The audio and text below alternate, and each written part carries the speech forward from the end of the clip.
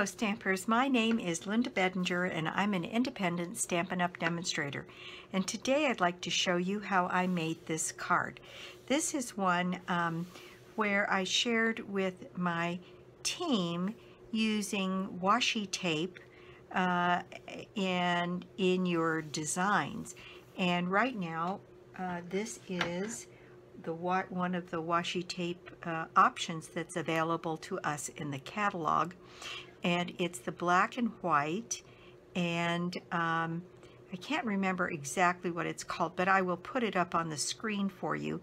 And it's got different sizes, different widths, different patterns involved, and for today's design I'm using these two. So these two patterns are what I've used in my design. So what you're going to need to make this card is I'm using a piece of black that is cut at 4 1/4 by 11 and then scored at 5 1/2, and that is our base. I'm doing this as a top folding card. Then you need 2 pieces of Whisper White, 4 by 5 1/4, and you need a piece of black that is 5 1/4 by 1 1/2, and then I'm using one of these pieces from the stained glass designer series paper. It's called Graceful Glass 6 by 6 pieces, and so I'm using this piece as well, and that's all we have. It's a very fast card, so I'm going to show you now what we do to make this card. And I'm going to move some of these things over here, mostly out of the way, and I'm going to do my work on my pierce mat here. And I'm using my new Pick a Tool item that's available in Stampin' Up! Starting September the 5th. And what I'm going to do, this is a method of embossing that is done by hand, and it gives you a raised dimension on the floral pieces. I'll bring that up so you can see. See how pretty and white that is, and it shows up particularly against a dark background. What we're going to do is turn our piece over, and then I'm going to take the ball tool that's on my pick tool here, and we're going to just go over with a firm pressure on that piece of white, and then I'll show you what happens as the result of it. Do you see there how it gets both indented and it turns very white? The vellum is distressed and gives off a white color. So what I'm going to do is use my ball tool here, and very quickly, and I'll do one with you on camera, and then I will speed up the video so that it's not so tedious to watch. But basically, in circular motions around the petals of this flower, and you see it really takes no time at all. There, I've done that whole flower, and now you can see you get the raised detail on that, and it turns very, very white. And I can see from looking at it, I need to do the center of that one a little bit more. And that's the beauty, because you can keep turning it over and looking at it and making sure that you got all of the little spots here. Now I'll speed this up and I'll be back in a flash. And I may use another ball tool like this tiny one that I happen to have on this little piece here, because it's just so small.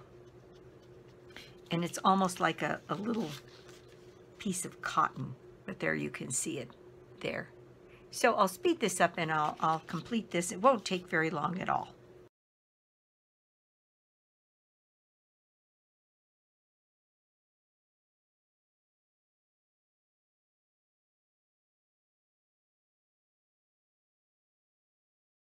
Okay, that's all there is to that. Now I'm going to glue this down on here, and I'd introduced to everybody this tape runner that is for vellum, and it's a tool that's made by a company called Plus. glue tape for vellum specifically. And what I found is that it works pretty well if you're spare with it. So I'm really talking about just putting a few little pieces down, and the fewer pieces you put on this, the less it shows. So I'm catching the corners, and then I'm going to just try and catch a couple of these edges around this piece, because it does show if you've got too much of it on.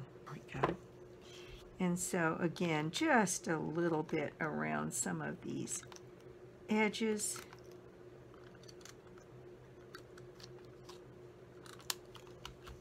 And then I'm going to tape that down to my piece of black here. And that is really the hardest part of this card. The rest of it is so simple. Take one of my panels here, and I'm going to take some of my washi tape. And basically you can use washi tape just about any place you'd use ribbon. And the thing that's nice about it is that it sticks down.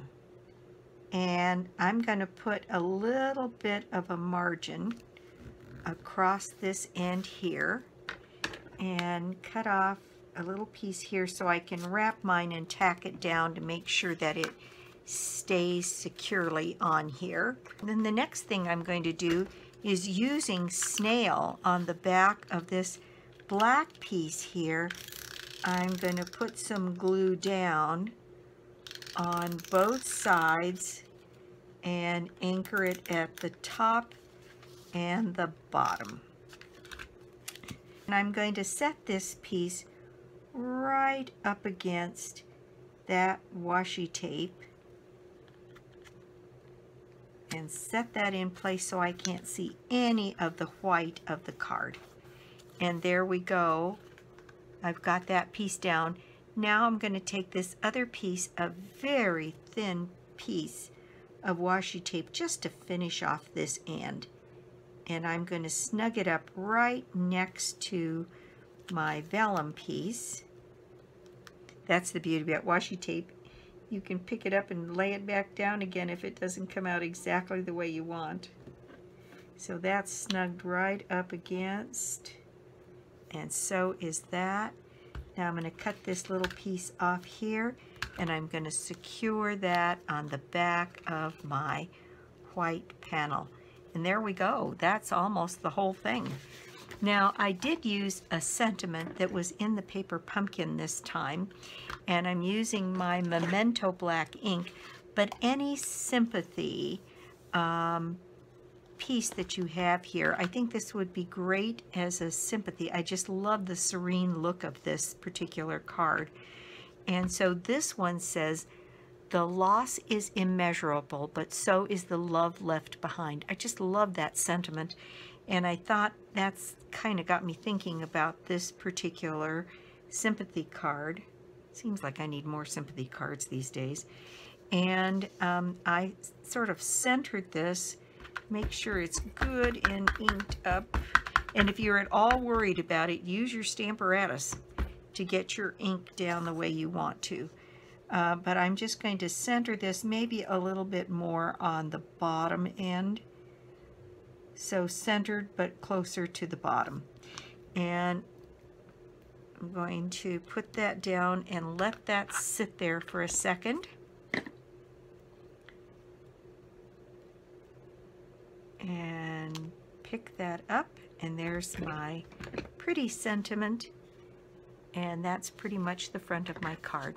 Now I used this top folding base, so all I need to do is put a little bit of tape around the edge here and put this piece into place. Oh, I think this card is so pretty. And get my border around this. Here we go. And that is the front of my card done. Now, For the inside on this one, all I did was put this little piece of tape down the side to bring the front of the card to the back. And I'm going to use some grid paper lines here to help me make sure I get that straight. But about 1/4 of an inch in. There we go. And cut this piece off, and it's as simple as that. Now, how fast was that card? Just as fast as it could be, and very attractive. It does look like an awful lot of time and effort went into this, and we know that it was a very fast card. So you could make this be a little cheerier by putting it on a red background. We have some wonderful red pattern washi tape and green patterned washi tape in the holiday catalog, and the patterns are such that they're not necessarily Christmas looking, so you could use it to make other kinds of things as well. So again, I'm going to put a little bit of snail on the back of my card panel here, and put this into place.